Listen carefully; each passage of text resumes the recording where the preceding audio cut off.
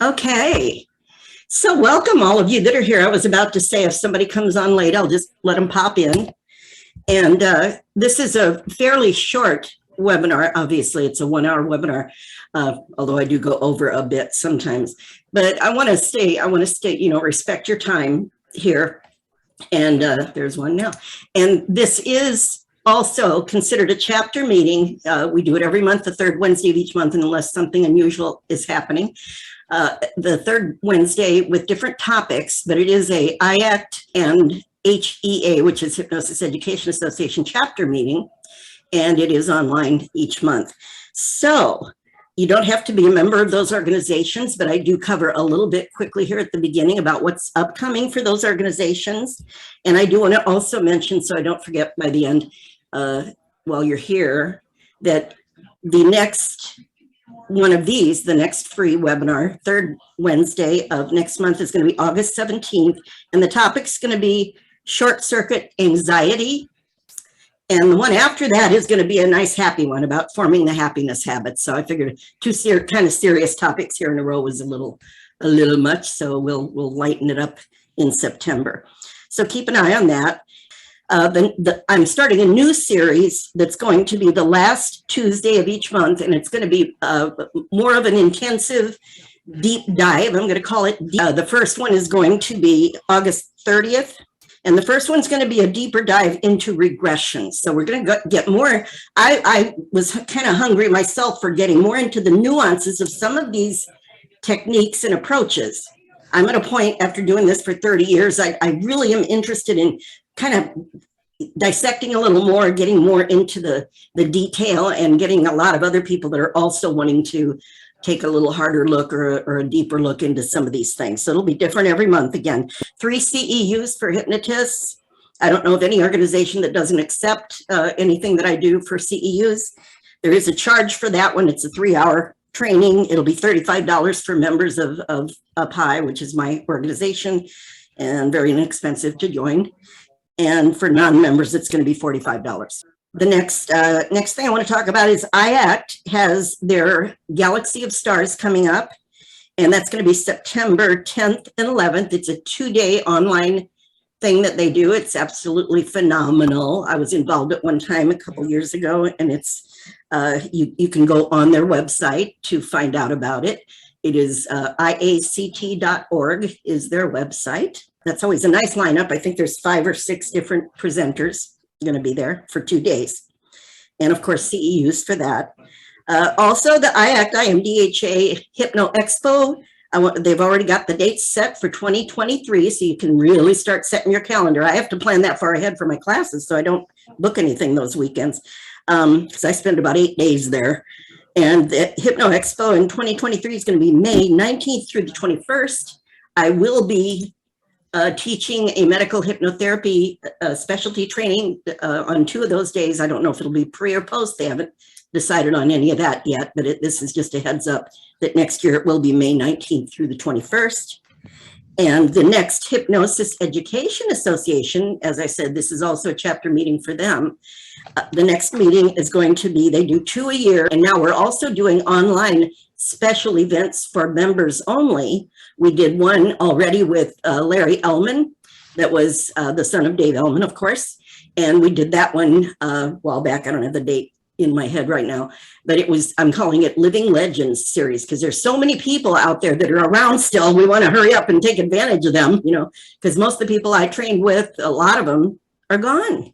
And it's like we all carry on their legacies, but it's nice to get in a room with someone that really has, some experience and a lot of history in this, kind of the veterans of the industry.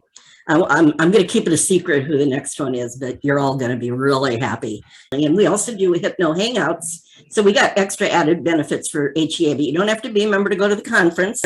And the next conference is November 11th through the 13th in Orlando, Florida. Their website is heahypnosis.com.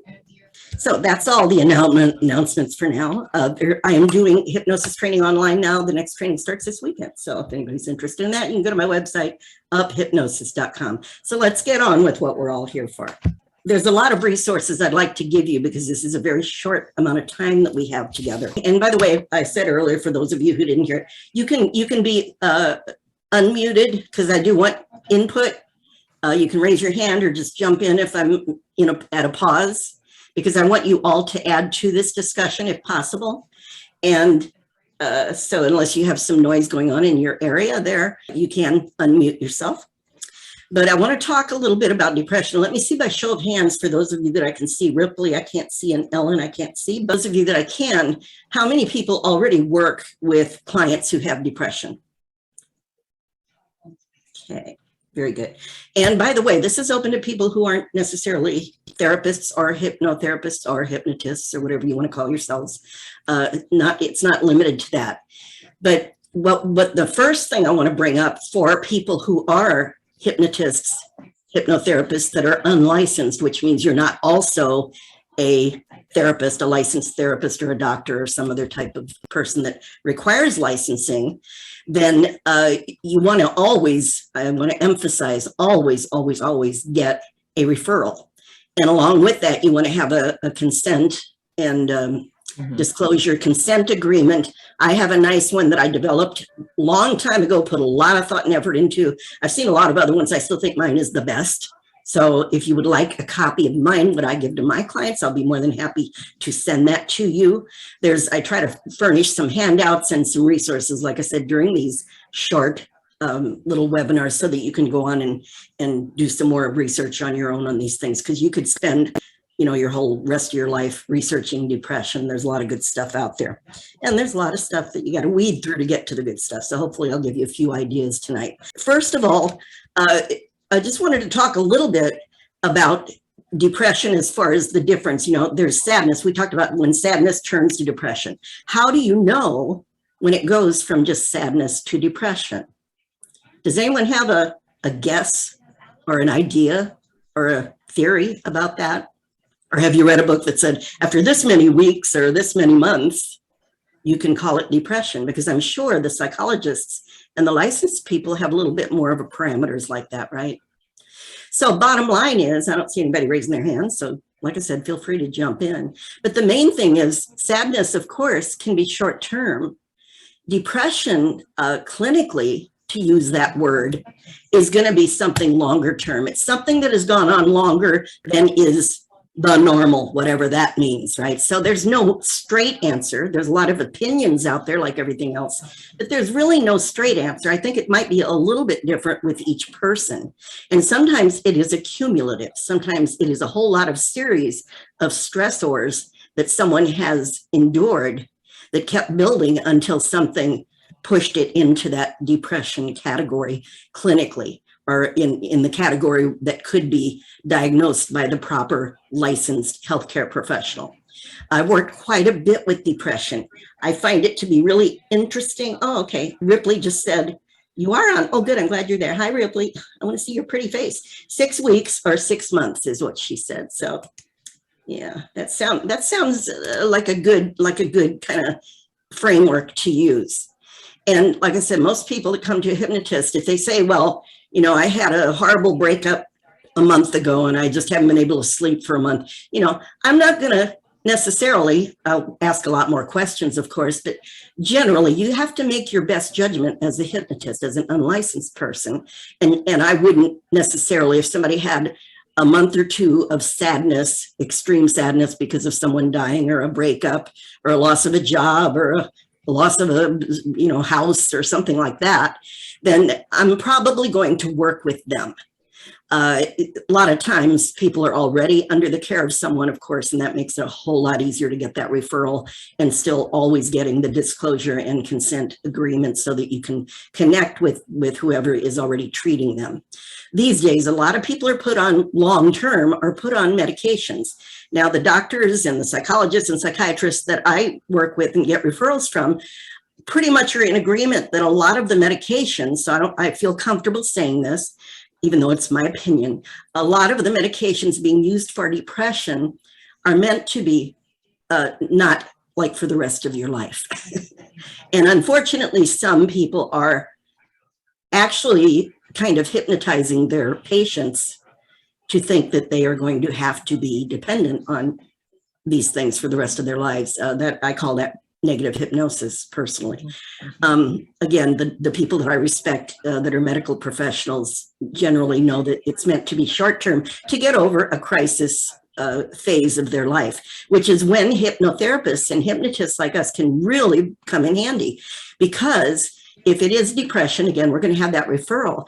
We can help whatever the treatment they're already getting to work better. We can help to make that work even better. And that's well proven and documented in all the research now, which is pretty easy to find. I want to show you a couple of things quickly. There's just so that I can cover as much as possible during our short time here together. First of all, I've got an article that I will be happy to, if you don't already have it in your arsenal, David Cato. Those of you that are members of IACT or IMDHA may have seen this because this is an interview that they did with David Cato. He's a clinical hypnotherapist, psychoanalyst, behavioral therapist at Bristol Hypnotherapy Depression Clinic in England. So he's all about specializing in depression. So this is a nice interview that has a lot of good information in it. And he does talk about the varied symptoms. Most of us kind of know what those symptoms are. For mild depression, can be quite different from major depressive disorders, obviously. Feeling sad, down, blue, continued negative thoughts, feeling hopeless, feeling helpless, worthless. And I'm sure as I say those things, those of us that are hypnotherapists know we can help people with all of those things, all of those things. Sleep problems, they usually have sleep problems, inability to find pleasure. If you've been in classes with me before, a couple times, I brought up my brother, who's no longer with us, but he had problems with depression. And I remembered at one point doing a lot of research because I wanted to help him after I got into hypnotherapy. And what I found some information that talked about the cells in the body having receptors for what they find in the environment. And whatever they find more of in the environment, the cells tend to develop more receptors for. Now I'm talking in very layman's terms because I am not a biologist or a physicist or any of that. So I'm going to say it very simply the way I understood it. So these receptors, actually you get more of them based on what they are finding in the environment. And the ones that they aren't using, that they aren't finding in the environment, they start to lose those receptors. So that made a lot of sense to me. And they said that at some point with people who start to get depressed, their mind and their thoughts are so much on the negative and the sad and the bothersome things that they literally lose the receptors to recognize happiness, to recognize joy. And when I was doing the research, that made so much sense to me because I kept wondering when I would go visit my brother through the years, you know, every time I would see him, it would get, and he used to be such a, you know, lively, laughing at everything and the jokester. And as time went on, I could see that he was not that way anymore. He was losing the ability, even when something really happy was happening around him, it was like he lost that ability to even recognize it or to really get a feeling of it. So that really impacted me. It made me think about how much we really want to help these people. So feeling helpless, we know hypnotherapy is empowering. That's one of the things I absolutely love about this field. So using hypnosis and neurolinguistics and Dr. Cato, and also I'm going to talk about Michael Yapko in a little while, who's one of my favorites. They talk about using cognitive behavioral therapy along with hypnosis, and that using the hypnosis with it makes it a quantum level more powerful. And I would submit from my studies and my training through the years that using neurolinguistics, NLP, neurolinguistic programming, along with hypnosis also makes it a quantum level more powerful. Now, from what I've read and studied about cognitive behavioral therapy without actually being, you know, officially certified or trained in it or licensed in it, is that it is pretty much, in my opinion, what I've seen and read, a combination of hypnosis and neurolinguistics. That's what it kept reminding me of when I was studying it. So that didn't surprise me when I read that they think those two are a great combination. So this is a nice article. Like I said, I will send this to you all if you just send me an email at uphypnosis@yahoo.com or uphypnosis@outlook.com. Either one will get it to me. Or you can send me a note through my website, uphypnosis.com. So it talks about depression and anxiety. They were asking him what protocol he favors. And he said he used cognitive behavioral therapy for 15 years, mainly because it was the kind patients that he consulted with. However, cognitive behavioral therapy is the most researched modality and is favored by physicians in Europe. He's from England, I believe, and other countries. But what he found that it worked best with hypnotherapy. So he actually, a while back, did a class. He co-taught a class at the IACT IMDHA Hypno Expo conference, annual conference. And it was on, they came up with the term cognitive behavioral hypnotherapy. And I thought, well, that's pretty cool.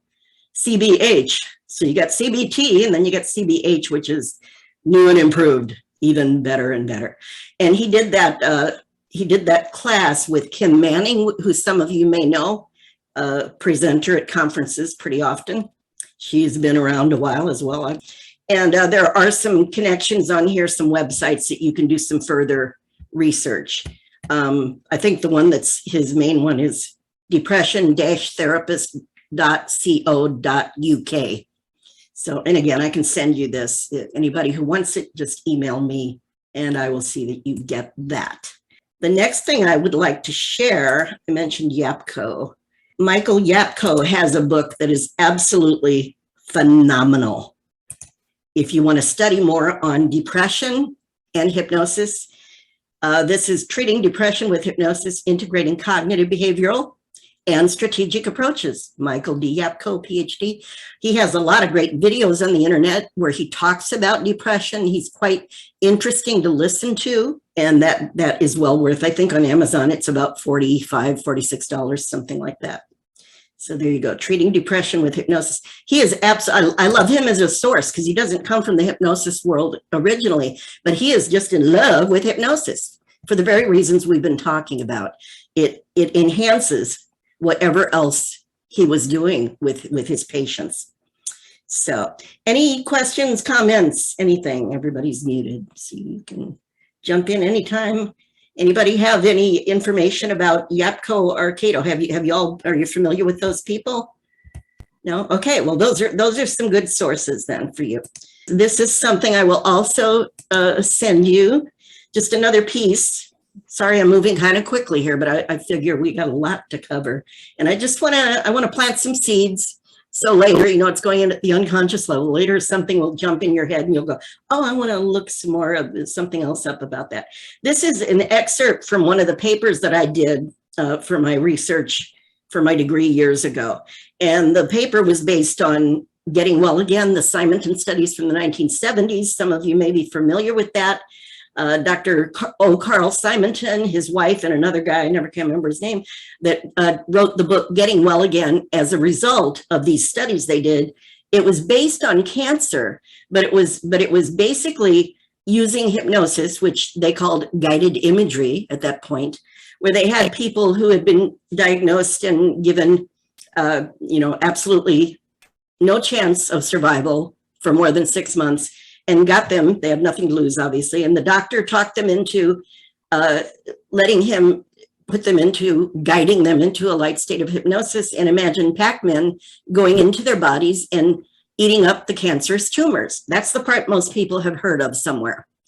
And Dr. Simonton, before I was aware of this book or him, at either my first or second, I forget which one it was, conference that I ever went to after getting certified in California at the American Board of Hypnotherapy, they had their annual conference and I came and he was the keynote speaker. That was my first introduction to him. And I got really excited about what he was talking about. And then I discovered, of course, that he had written this book and he had groundbreaking work on using guided imagery to eliminate cancerous tumors, because the results were off the charts. They had to publish it because he was a medical doctor, and it really changed a lot of things. It actually led to a lot of medical journals and medical groups saying that every doctor should have some training in hypnosis. So there you go. I don't think that's happening as much as it should yet, but they keep saying it. It's better. This is again an excerpt from my paper that I did, and I just put some relevant things here, talking about depressed people. In the context of his book, was talking about more susceptible to cancer, but we know that means they're susceptible to just about everything that can go wrong in the body and in the mind, because everything affects everything, as I say quite often.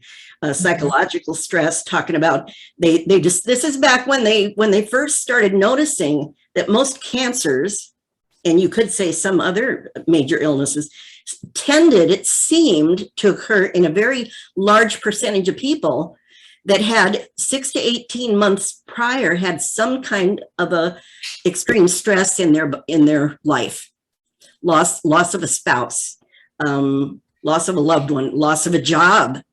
And part of the thing they figured out, and I think it's in this next sentence here, the onset of the illness tended to have that happening 6 to 18 months before, and the effect of the stresses enhanced if the individual's identity had been threatened in some way, which is why the loss of a job might not sound like it would be such a big deal. But a lot of these losses affect how someone thinks of themselves. Let's say someone has been a caregiver for their significant other for some time, and that became part of their identity. I take care of them, and all of a sudden they pass away, and that person's identity is now confused, lost, threatened, whatever. And then it goes into what happens: depression, despair. Can you all see this? I hope everybody can see this. I've got it large enough, hopefully. And I will send this to you as well. This is just a little excerpt. I will send it. Depression, despair, resulting in an inability to cope with stresses, of course, in an effective way. That's what causes that. The limbic system, the fight or flight reaction, that's all affected. The hypothalamic activity is affected, regulates the hormones, affecting the endocrine system. This is all over my head, but we all know this stuff. Some of you may know more about the medical side of this than others. The limbic system controlling the immune system. We know that stress obviously affects our immune system, and long-term stress leading to depression, of course, is going to suppress that immune system to the point where it's weakened and becomes more susceptible, in this case, of course, to cancer development, but we could say to other physical ailments, pituitary activity, endocrine system. All of these things are affected. And there was a little chart that I included on this excerpt here. The mind-body model of cancer development, you could say, of disease development. You could just change that word to disease in general, obviously. And it just shows kind of the progression and how this affects that, and then that affects that, and then that affects that, and then it goes into this entire thing. And then at some point, there's going to be cancer growth in this case, but there's going to be some, I always just theorize, whatever the weakest part of that person is, wherever their particular weakness is, if it's in the stomach or if it's in the, whatever, the brain, wherever it is, that's where they're going to start to see symptoms of some manifestation of all of that long-term stress. So I will be happy to send that to you if you email me. Any questions? Moving along. Dis-ease, right? Dis-ease, that's right. That's right. And what do? We help people learn how to ease their mind, how to ease their stress. And with true depression, when we have that referral as hypnotist, hypnotherapist, we know that, oh, did we lose Stephen? Or Michael? Who did we lose? We lost somebody. What happens when they come to us, I'm a big advocate on the first session with everyone, and definitely if they have anxiety and or depression, because sometimes they definitely go together, is that I'm going to do a progressive relaxation with them. I'm going to take a lot of time on the intake, get that rapport going, get a lot of accessing, hopefully in the pre-hypnotic phase.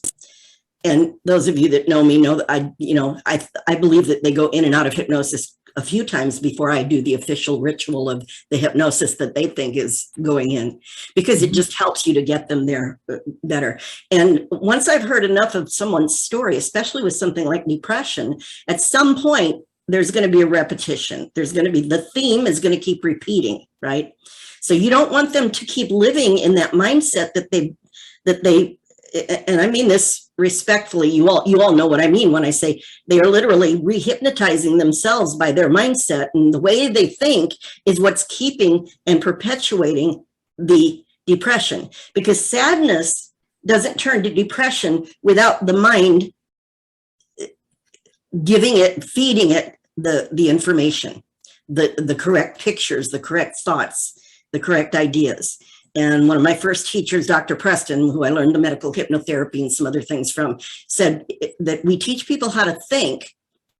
And of course, the unspoken word after that sentence is differently, because the way they are thinking has gotten them into depression. Depression doesn't happen in an instant, generally. It's going to happen through thinking about what made them sad, and then what makes them hopeless, and then then they start losing sleep, and then they start feeling more, weaker, and their immune system, and it all accumulates, and that's what gets them into that. But the thought processes are what make it keep happening, that turn it into depression generally. There may be some exceptions to that, because there's probably exceptions to everything, but that's generally the way we're working with someone, is someone that's already got habitual mind thought processes that are ingrained in their habits. That's the thing. So we know as hypnotists, the first thing we want to do is start interrupting patterns. And in the pre-talk, I start that in the first session very gently with people who are depressed, and very slowly, and with a lot of explanation as I'm explaining what hypnosis is about, and how these and why these things do work, along with whatever else they're doing. And it's a matter of empowering them so that they can become more aware of their thought processes. And mindfulness comes into this too, this new field called mindfulness that, somebody decided to bring that word back a few years ago in psychology and make a whole new thing out of it, but it's been around forever. And I think of that as a first step. And I have something I developed through the years, which also isn't new. It's all based on things I learned from a bunch of people, called pivotal response conditioning. And the first step is to hit pause, teach the client to hit pause and come back to now, come back to this moment. That's what mindfulness is about. Except the next step then is to reframe, change the thought pattern, start introducing new thought patterns, new images. And for each person, it'll be a little different, of course, but we want to start gently. But with someone with depression, they've got a strategy that their mind goes through to get them more and more and more depressed. And when we figure out how they keep themselves depressed, we can start interrupting the pattern and introducing new thoughts, introducing new ideas, new concepts, new images for their mind to grasp. And again, for each person, it'll be a little bit different. But it's something that I start to do in the pre-talk. And then the progressive relaxation, once I do a hypnotic induction, I just think that's a beautiful gift that we can give our clients. And I've had people who told me, I never take that much time with it, But I mean, the result, if any of you do progressive relaxation with your clients, you probably know just how grateful they are to be, because sometimes they've never done hypnosis and it takes a while. It's also a way for me to learn what kinds of techniques and wording and imagery and stuff is going to help them to really let go, to feel safe enough with me to really let go. Because I know the more they let go and trust me, the more I'm going to be accessing their unconscious faculty, their unconscious part of their mind, and developing some new strategies, more accurately helping them to develop some new strategies. And I like to give people a lot of space, which is why another thing that I know from all my research works really well with depression, not surprisingly, because it works well for everything, in my opinion, is stories, right? Stories and metaphors. because it bypasses that logic. The logical mind doesn't have to be involved. It's just listening to a story. It's just imagining something that doesn't even somehow logically seem related to what I came here for. And my favorite thing, especially with someone who's coming for depression, is that as they're walking out the door, number one, they're smiling, they're very relaxed, they had a nice experience, and they kind of forgot exactly what they came there for. That's a nice thing. If they kind of aren't thinking about that anymore, is maybe more accurate. But again, to show them that in a very short amount of time, they can shift their state. Because I started saying this a while back, that hypnotists are really state shifters, aren't we? We're showing our clients how they can shift their state. And everybody knows how to do that. Generally, with most clients, it's a little easier than it is with depressed clients, because depressed clients haven't probably shifted their state in a while. They can, like my brother, they can stay depressed even when everybody's happy around them. They can kind of go along with it, but you can see they're not really enjoying themselves, So a depressed person hasn't shifted their state maybe in a very, very long time when they come to us.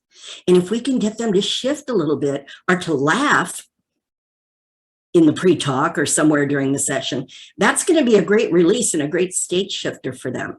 And to show them, I can think of something else just for a moment and feel a little better. And then you start building on that. Just the way the depression was created by building little by little on sadness or on that sense of helplessness or unworthiness or whatever it is that started it, that we can start building little by little on the empowering aspects of what they can do for themselves. And again, if they created in their mindset the way they're thinking about things, and it's not that they did it on purpose, obviously, I'm saying this with respect, that they created in some way this depression by the way they're thinking, not intentionally again, but we can show them how to create a different reality by thinking in a different way. And if we can do that pretty quickly in that first session by shifting some things, we're constantly reframing, right? In that pre-talk, I love to do reframes. And I also watch, I'm listening less to their words. I say this a lot. It sounds funny to some people, but I'm sure some of you understand what I mean when I say this. I'm listening less to the words they say than to the strategies that I hear through them. I'm listening for their fears. What do they fear? What are their doubts? What are their self-identity beliefs about themselves? Their beliefs about what's possible or what isn't possible. I'm listening for fears and doubts and limiting beliefs and all those kind of things. I'm also listening for motivators. So if they've been depressed in the chair, and I had somebody recently like this, actually, it was quite dramatic, because this person had years of all kinds of physical, emotional, every kind of problem imaginable, and as they're telling the story, with the tension in the body and all of the stuff that, happens when they're reviewing, which again is, if I don't want to forget to say, regression usually for depressed people, and this is a lot longer conversation, but generally you're not going to start with regression with a depressed person. They're already living in the past. And there's a way to do it, but that's, like I said, that's a deeper dive. When we do regression, maybe I'll talk about that with depression. But when they're in the chair, this lady, she was going through all of this story, and all of a sudden there was a shift. And it was just a blip, but I saw her get strong just for a second. And then she was going to move on to the other stuff again. And I said, wait a minute. Stop. And I interrupt my clients a lot, and I say, I'm not doing this to be rude. I'm going to be doing this. So just know I'm not being rude. I'm doing it for a very specific reason and I'm explaining hypnosis and pattern interrupts and all that along the way. And I said, tell me about what you just said, because I saw your energy really changed there in a good way. Oh, there's Michael back. I don't know where he went, but he's back. So, and it was just powerful. And right there, I started incorporating this, what I call pivotal response conditioning. I anchored it in the words of NLP. Well, hypnosis uses it too. Hi, Michael, we missed you. Glad you're back. Glad you're back.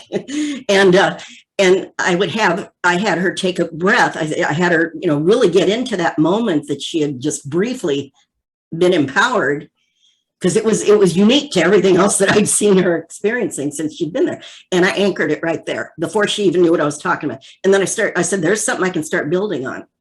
And again, and that's a whole nother seminar, the pivotal response thing.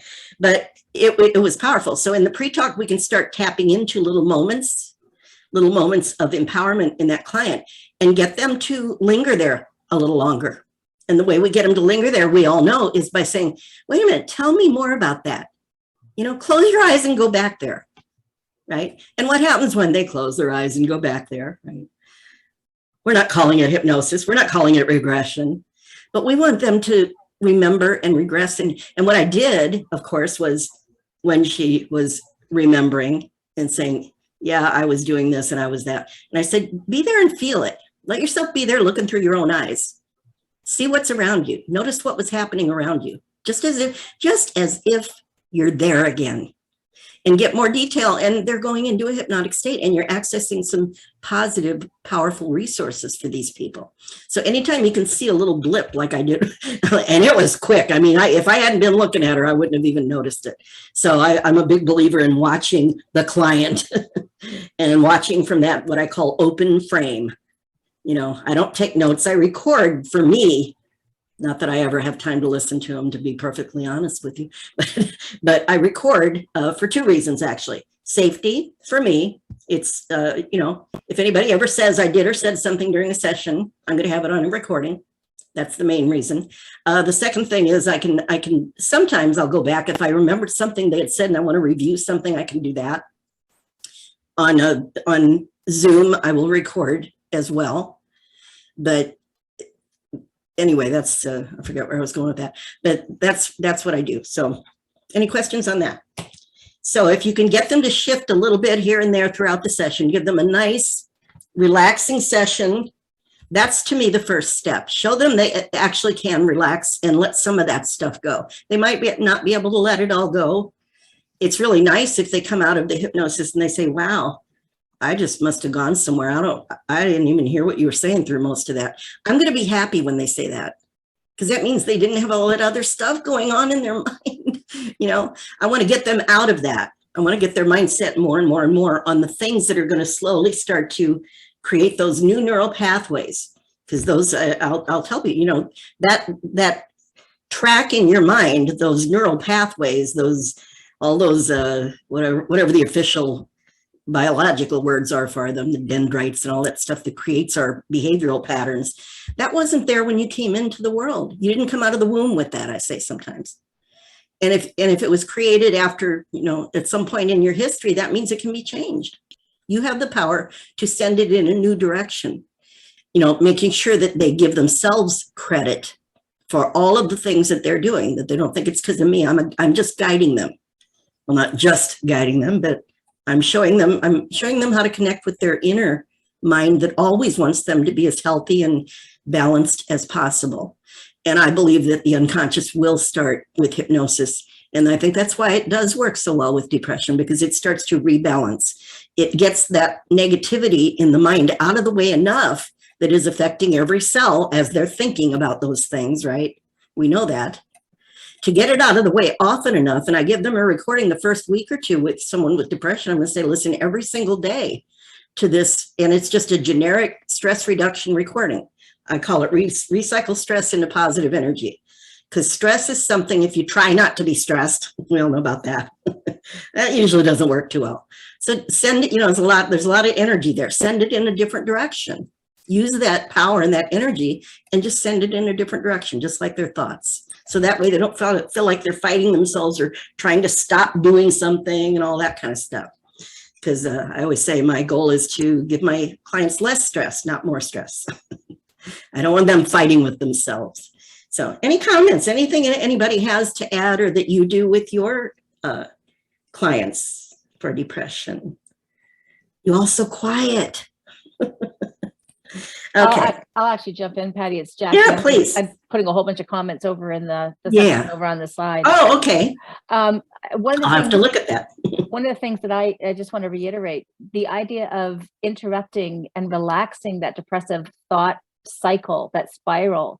The clients that I've worked with, they just it's like a gift to them to be Yes. able to work through all of that, you know, and now you're just going deeper and deeper. Like they just lap it up and look forward to it because they know it's a reprieve from that spiral that they have yet to figure out how to get themselves out of.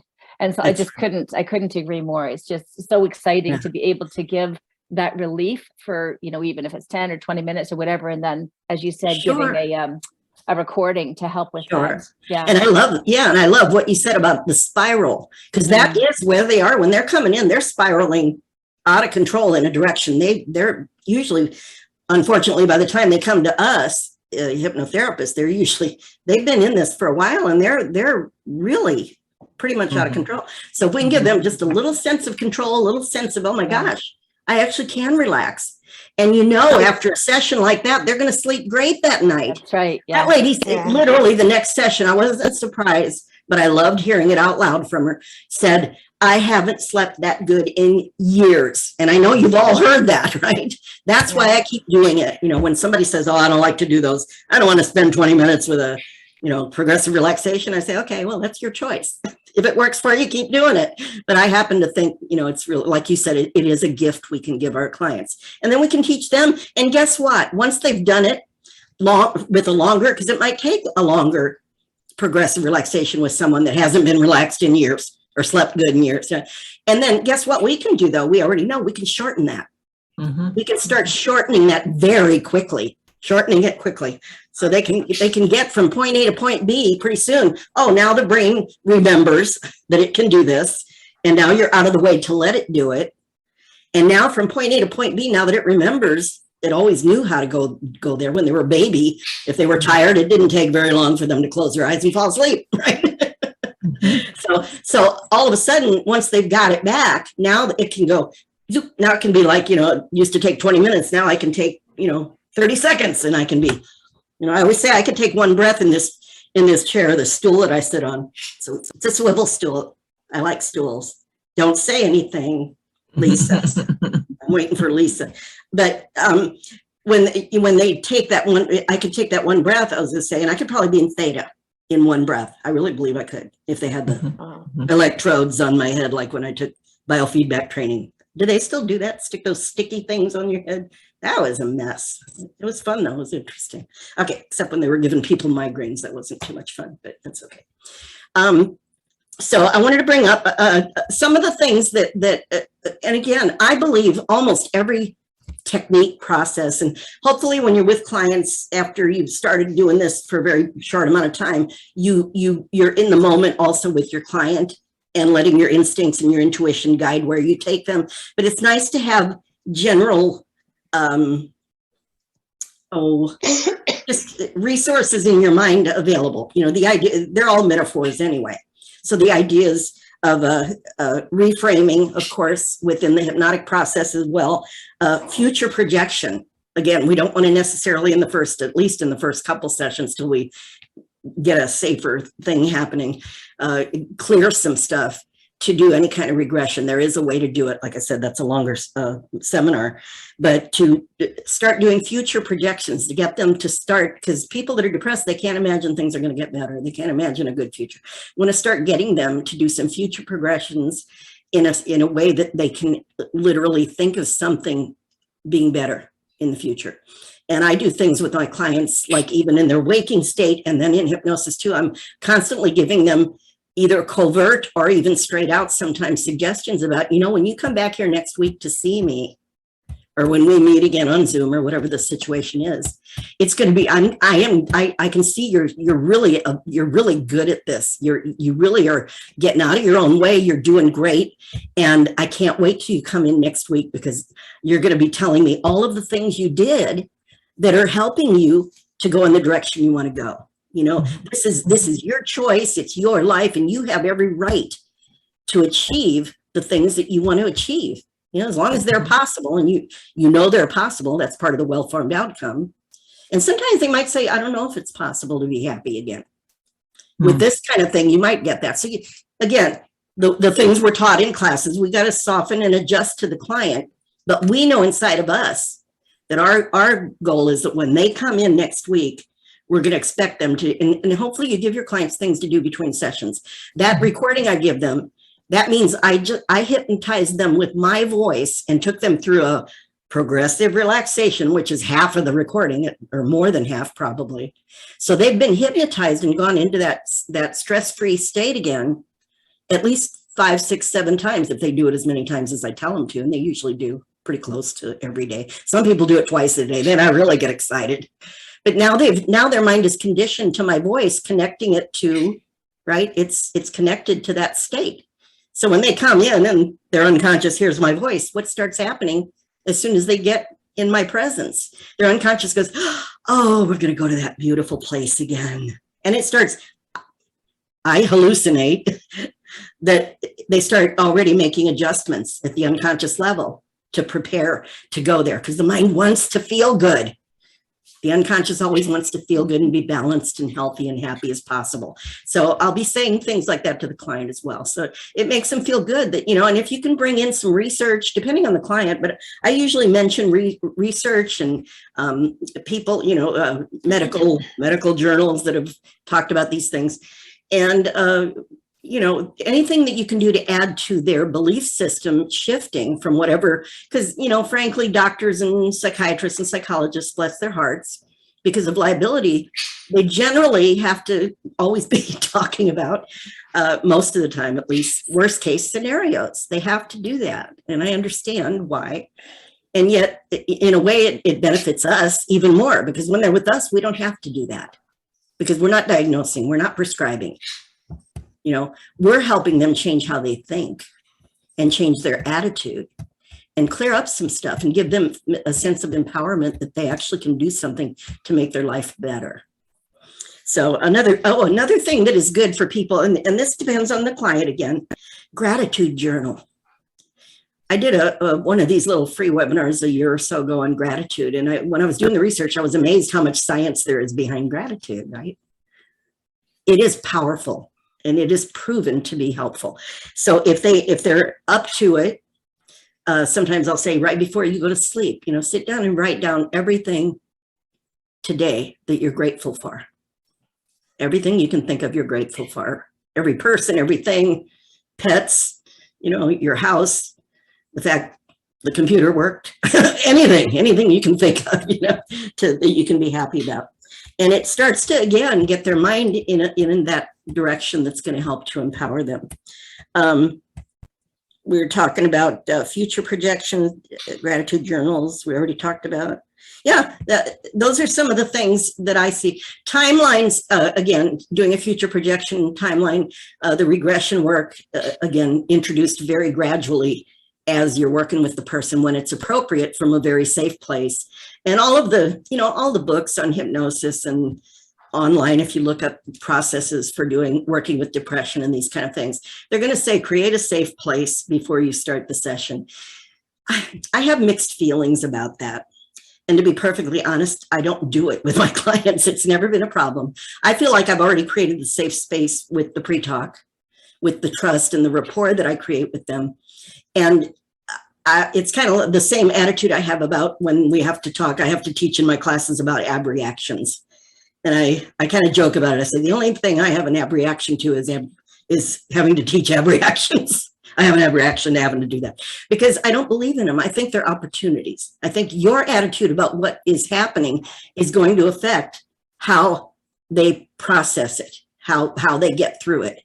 And if you immediately send someone to a safe place every time they're a little bit in their mind, a little uncomfortable or something feels a little strange, which it can feel that way in hypnosis, right? If they're paying attention, they might have an experience where they feel, I'm not sure about this. This is, if they immediately go to their safe space, then you can't work through whatever was showing up. Those I think of as opportunities. And if you talk them through those things correctly, you're going to help them to work. I just trust their unconscious mind won't bring up something until they're ready for it. Unless you're one of those kind of therapists that people see sometimes before they come to me. You may have had this experience.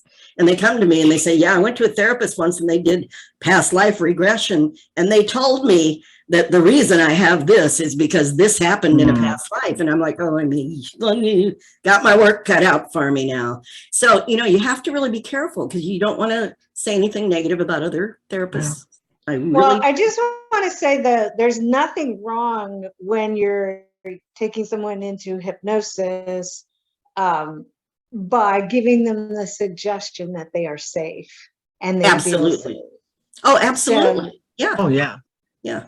So they don't have to go anywhere else to be that. No, you're feeling safe. You're feeling comfortable. The temperature is, just incidentally, Perfect. you're Right. safe. But Perfect. creating that safe space within the experience, because I'm really glad to hear you say that, Patricia, because of the idea of if you're having an experience and then the practitioner moves you from that experience into a safe place, the implication is you weren't safe there. Right. And it might make them afraid of their own mind. Exactly. Yeah. That's my point. Yeah. Exactly. Where Now go they ahead. respond in a way that you're not expecting it to, but I 100% trust the subconscious mind. I believe this is coming up for a reason. So you just roll right into it.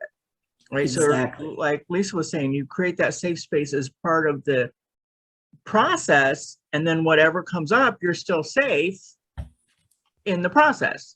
Absolutely. Yeah. Now, what I will do if I see something that psychologists would call an abreaction, let's say I'm watching my client and we're doing some kind of timeline into the past, regression, everything has a history. So at some point you got to deal with, whatever got them there, I guess. Sometimes there's probably exceptions to that too. But, during work, if I start to see them visibly from what I'm observing, looking uncomfortable or a little afraid or whatever, what I will do sometimes is say, tell me what's happening. That's what I do. And I might have them pull yourself back and put it off in the distance. I don't want them to get rid of it. I want them to observe it more so dissociation, in other words. And that way, I think that to me, and if they're still uncomfortable, I'll say, put it farther away. Make it a dot in the distance. You know what it is. Make it a dot in the distance. So I have so much respect again for someone's unconscious that I know they know what it is. I know their mind knows why it came to their mind during this process. I think the main point that I really want to make is that, and I'm sure none of you do this, but I know there are some that do, not to lead our clients to what we think they need to address or deal with. To let them review, let their unconscious mind bring whatever's there. And that's why I think the permissive language and the metaphors and things are so powerful, because it gives all that space so their unconscious can create it in the way that's right for them. And if something is off in the distance and a dot, and now they're breathing okay again and they're relaxed, their unconscious still knows what that is out there. They don't have to have it so close that it's uncomfortable, right? So, and to me, that's a smarter way, in a more effective way, so that then it can be dealt with from a place of safety, from a place of comfort, because we don't want them to be uncomfortable when they're in hypnosis dealing with anything. They got enough of that in their head, that got them in our office. So, and again, that gives them a sense of empowerment. I can review this with a different attitude, a different sense of that I'm okay here. And I can be aware that, that did happen, or that is part of the history. Yeah. Haven't you found, though, a lot of times when that seemingly unrelated experience comes up and you're able to put them, I call it witness. I tell them to go into witness mode and just, third party, look at it. And it seems like it's not related to it. Yet, when you put it in that safe place, that's exactly the linchpin that you need to unlock the transformation for the client. Very nice. They can't understand that because there's so much fear or whatever around it, but you're looking at it totally, unattached to what's happening. And a lot of times I can see very clearly how that is related to this. And then you have to softball them into, how this is actually the key to your transformation, where when it first comes up, it's they think it's this big scary monster, and it's not. This is your salvation here. That's what my experience has been. I love that, because again, their mind is wanting them to help them, wanting their life there to for a be reason. Yeah, It exactly. came up for a reason. It's related to the topic I'm working on. Yeah.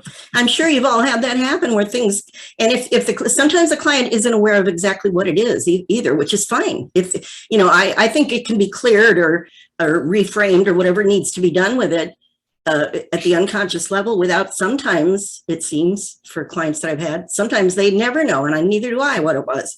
They just know there was something there, and now I know it's not there anymore. Well, cool. Okay, well then I guess we don't need to know what it was. And then other times they do. Yeah. And then other times they do know, and it really is something. I've had a few like this through the years where they'd say, I just realized something. And then they say something that they go, I just would have never imagined that.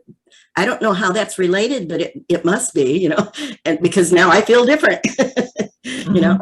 And I had an IBS guy that's one of my most famous clients. I just loved him. He wrote me like a 3-page letter, and he came to me many times. I don't encourage that, usually 3 to 6 sessions for most things, you know, 12 for certain specific things, but, and he had IBS for years. And there was something that came up during a session that just was so specific. And it was like I say, his unconscious handed it to him on a silver platter. It was during some kind of a, you know, timeline type into the past. And when he came back, he said, I never realized I was holding on to this about that. But the reason he realized it now is because he said, I know now it's gone. And neither of us could figure out, you know, how that could be related, but it was. And literally, and this blew me away, literally his IBS disappeared instantly. I mean, that's how fast that and it was like, I was taught by Melissa Roth, you know, do a 12-session protocol. He'd paid for 12 sessions. This was like the second or third session. I was like, well, now what do we do? Even in my head, I'm going, well, you know, maybe it's gone. And he kept coming back for other stuff then. Yeah. And he had gone back to the doctor and he never got his symptoms back. I was working with him a year later, and I heard from him years later, never came back. Didn't need it anymore. It's pretty powerful what the mind can do if you just, you know, we have to trust it too and not have our preconceived ideas. You know, I had that protocol because, you know, I hadn't worked specifically at that point that I could remember with IBS, you know, something like that. So I thought, well, I'll do what Melissa Roth taught me. You know, not techniques, like I said, but 12 sessions it's going to take. Didn't take that many, but hey, he was happy. You know, so that's true. The unconscious knows these things. Everything is related, you know. And again, that little thing that started, that little thing that started an attitude or maybe a limiting belief about someone's self, or a negative thought about themselves, maybe when they were 3 years old or 5 or whatever, and somebody said something and they started thinking, oh, I'll never be good enough, or, you know, I'll never amount to anything, you know, that as an adult, they'd say, well, that's not true. Look, I've done this and this and this, but in one area of their life, it's still affecting it sometimes, you know. And depression can develop from something that may have happened, the seed, I say, might have been planted. And that's why I do regression eventually, all the way back to the moment of, I call it the spark that started your human life. And I don't care what people do or don't believe. I just create a fantasy journey as if they could even go back farther in time before they even started this human experience, you know, and go way up into outer space, and where it's completely safe and space and time are irrelevant, and you can just have all that room to explore, you know, and let their mind play there for a while. It's funny what comes up. Okay, guess what? It's time. I went overtime again, so I apologize for that. I'm glad we got to talk. This is a deep subject, and I will do a deep dive into this probably at some point in the future. In one of my deep dives, last Tuesday of the month, I'm going to start doing those in August. And I hope you all will. If you ask me something on the chat, I didn't have time to look at it while we were having this seminar. So if anybody wants to say something to me now, say it now, and I will look back at the chat later. Because I'm going to edit this and put it out on YouTube within probably 4, 5, 6 days, something like that. And then I will, it will be available. And if you look up Patricia Scott, Hypnosis, Depression, that'll probably find it for you. And anybody got any questions or anything else you want to say? Thank you all for coming tonight. Thank you, Patty. Thank you. Thank you so much, Thank you Michael, very much. everybody that came Thank back you. again. So thank you for putting up with the the blip that we had last May on this topic, and hope to see you all again soon. Thanks, Patty. Everybody take care. Thanks, Patty. Talk to you Thank soon. you. All right. Bye-bye. Bye-bye.